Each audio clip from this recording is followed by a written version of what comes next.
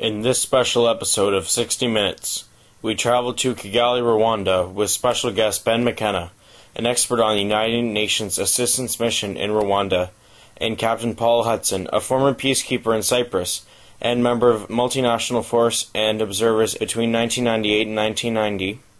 As well, he was an officer in the Canadian Forces. We have researched through many sources that peacekeepers who served there were under-equipped and they had very little support. Mr. McKenna and Mr. Hudson will shed some light on this for us. Hello, welcome to our show. So, let me give you a little bit of quick background on peacekeeping missions and how they were created, because it's important to understand how the concept of peacekeeping missions evolved, particularly with regard to Rwanda.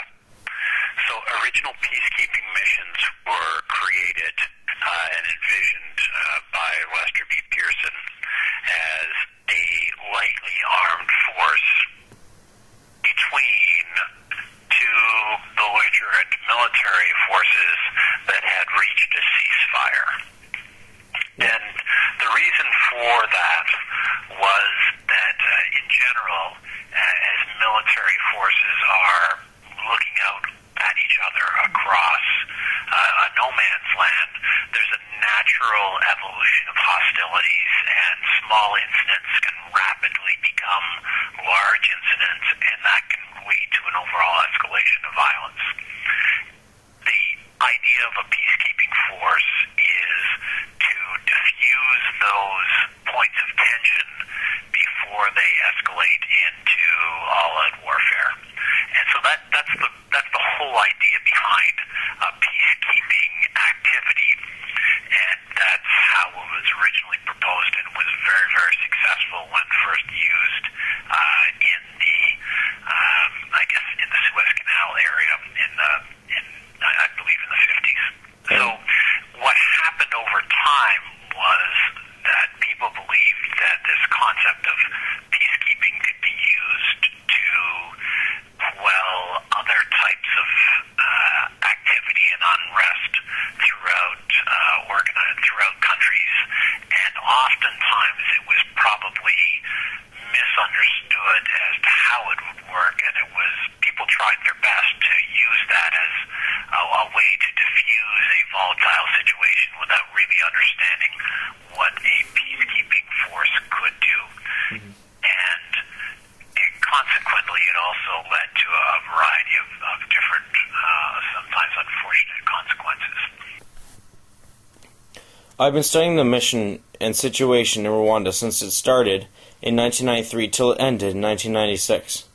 The mandate of the mission went from being solely one of monitoring and demilitarization to one where they protected civilians from harm by militias and finally distributing humanitarian aid and training a new police force.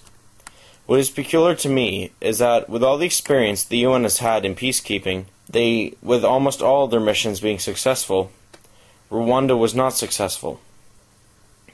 Mr. Hudson, you served in Cyprus. I'm hoping you would be able to shed some light on your feelings towards the UN peacekeeping missions and their support. I think Cyprus was probably one of the first situations where it was used to try and diffuse a conflict between different ethnic groups which were scattered through different areas in the island of Cyprus. I would probably tell you that was less successful than they would have liked it to have been. And in the end, it was the Turkish invasion of Cyprus that resulted in what we currently see in Cyprus as the kind of the status quo, with a small peacekeeping mission in between the Turkish military and the Greek Cypriot military. When it comes to the UN support, for peacekeeping missions never really evolved along the same lines as the UN idea of what they could try peacekeeping on. And there was never really kind of a lot of thought given to, what do we have to do to evolve peacekeeping to allow it to deal with different types of conflicts. And particularly in Rwanda, Rwanda, you were dealing with a highly ethnic conflict within a nation without any clear, boundaries between the groups. It was, neighbor against neighbor and village against village. And that's very, very hard. You need a police force more than you need a military force. And so it gets very, very dicey. But, the UN tries to do what it can to quell violence. And so one of the tools they have at their disposal is a peacekeeping force. And even though it may not be perfect, and in that circumstance far from perfect, it was something that they attempted to use because probably they thought it was better than doing nothing. In your expert opinion, what did the world do to neglect Rwanda, and what could they have fixed to improve the situation there? The mandate given to UNAMIR was very unclear as to when and how they could use force in Rwanda in the event of an armed conflict. The peacekeepers weren't even given enough ammunition for target practice, not to mention to protect the Rwandan civilians. In my personal opinion, the UN should have instigated a Mogadishu line strategy, in which they turned their mission as a peacekeeper into one of a combat force, or police force. In this case, it would have been beneficial to the mandate of protecting citizens, because the strategy would give the peacekeepers the opportunity to fight back against the Interahamwe, or the militia forces. There are many reasons why the UN did not take this course of action. Firstly, the UN was heavily influenced by the US, and the US did not want to have a loss in the way they did in Somalia only a few years prior. Belgium, having a similar sentiment to the Americans, also pulled out, taking with them many of the combat troops out of the country, leaving only a skeleton force of UN peacekeepers of various nations, and a few French troops. Now let's move on to the next reason how the world failed Rwanda. It is a lack of media attention. At the same time, there were conflicts all around the world, but the Western media focused primarily on the former Yugoslavia, and its many civil wars between the new states, especially around Kosovo, Bosnia, and Croatia. The world's attention was drawn to the Balkans for two reasons. Firstly, it was in Europe, so it was close to many Western powers. Secondly, it was one of the last major communist nations to switch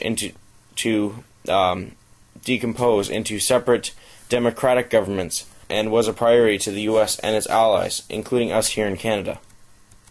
The third reason why the world failed Rwanda is its geopolitical position. As with many present conflicts, especially those fought by the US, they are fought over the control of oil or shipping lanes, for example. Desert Storm, Operation Iraqi Freedom, the peacekeeping missions, and certain theaters of Operation Enduring Freedom are all examples of how the US wants to have geopolitical control over resource-rich nations, such as many in the Middle East. Rwanda's natural resources are not exploited, with 90% of the population being farmers. There are a few natural resources, but the resources they do have are very valuable, those resources being gold, tungsten, and tin ores. The US has a fair bit of influence over its allies and the UN, and therefore, if there is oil or a better geopolitical situation in another country other than Rwanda, the other country will get more support. In conclusion, we failed Rwanda in many ways, as the UN Secretary General stated that, and I quote, "We must and we do acknowledge that the world failed Rwanda at that time of evil." Soon after the genocide started, however, the UN Security Council cut the size of UNAMIR drastically, from 2,500 to 270 troops. Combine this with a lack of supplies given to the force, there was very little the force could do to save the Rwandan people against the genocide. Geopolitics is sadly how our world works today, and we, as Canadians, follow the US's trends as our biggest trading partners, even though we sent troops to Rwanda, and our true focus as a nation was and is on countries that the U.S. determines more desirable than countries that truly need our help. We still give help to